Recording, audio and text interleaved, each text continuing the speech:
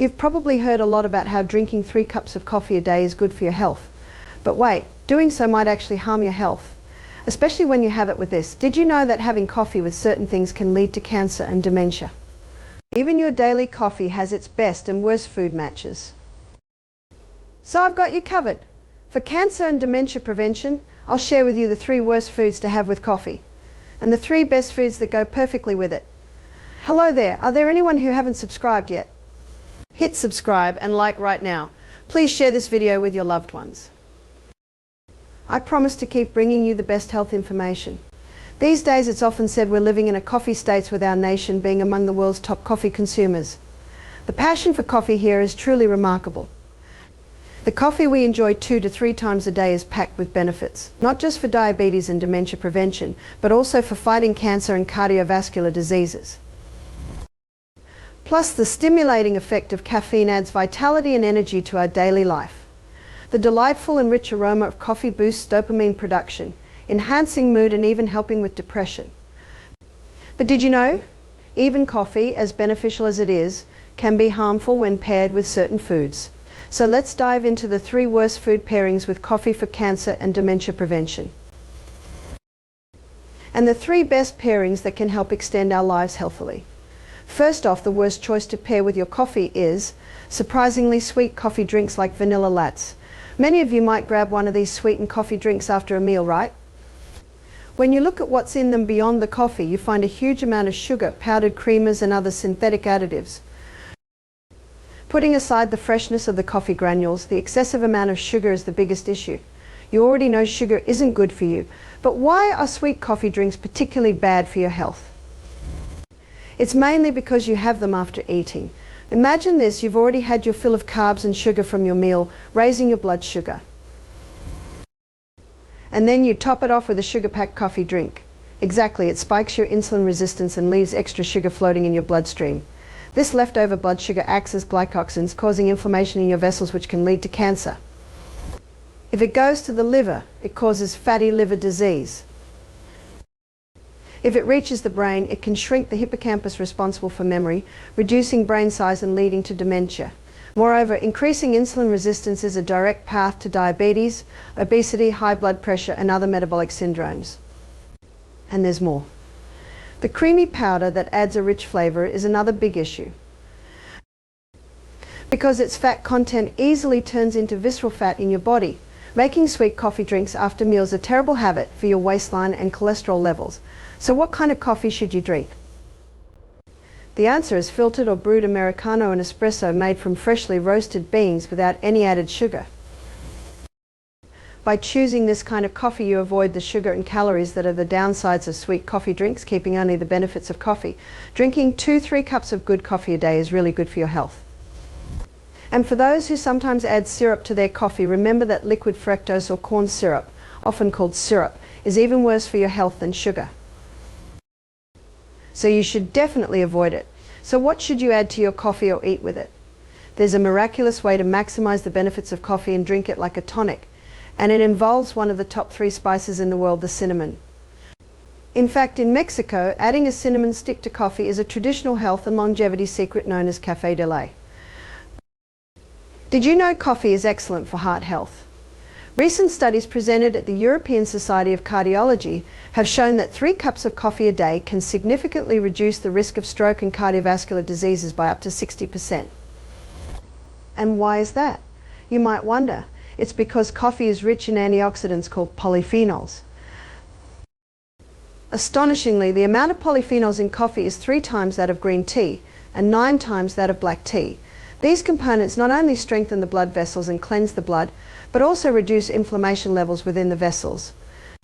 Now, here's the kick. Cinnamon is also packed with these miraculous antioxidants, polyphenols. When combined, coffee and cinnamon create an incredible synergy. Interestingly, the polyphenols in cinnamon help expand the blood vessels and nourish the joints, with the colder weather causing many to experience numbness and swelling in their hands and feet. Combining coffee and cinnamon can aid in improving blood circulation. You can either stick a cinnamon stick in your coffee or simply mix in about half a teaspoon of cinnamon powder for the perfect golden ratio. It's a great combination to try. So the second worst match for coffee is actually medication. This includes not just supplements but also any prescription drugs you might be taking. Are there any of you who think because coffee's caffeine speeds up metabolism, it might make your medicine work faster? Or do you take your post-meal supplements with coffee? In doing so, not only renders the medicine ineffective but can also cause serious health issues. Drinking coffee when you're tired can momentarily beat sleepiness and boost your focus, right? That's because the caffeine in coffee stimulates blood circulation, waking you up and giving you a burst of energy. While this is great on its own, it's very risky to mix this with medication. First off, supplements are full of good stuff like vitamins B, C, D or minerals such as iron. But caffeine from coffee can block these beneficial ingredients from being absorbed in your stomach, making them useless. Moreover, mixing coffee with prescription drugs can lead to even bigger problems. Common medications like aspirin and stomach medicine, when taken with coffee, can increase stomach acid and cause severe irritation. This could lead to serious issues like stomach spasms, perforations and ulcers. Also, medicine for cold and cough, which already has a stimulating effect, when added to the stimulating effect of caffeine, can cause your heart to race and blood pressure to spike, leading to emergencies like arrhythmias and brain hemorrhages. Plus, if you're taking diuretics for conditions like high blood pressure, coffee's diuretic effect can overburden your kidneys. Therefore, it's crucial to avoid taking coffee with supplements and prescription drugs. If you wait 1 or 2 hours between them, you can enjoy the benefits of your medicine and coffee without any problems. At this point, the best food pairing I recommend with coffee is definitely milk. Many of you enjoy adding milk to your coffee to make lattes or cappuccinos, right? Adding milk not only softens the bitterness and acidity of coffee, making it smoother and creamier, but it also enhances its health benefits. Have you noticed you tend to visit the bathroom more often after drinking coffee?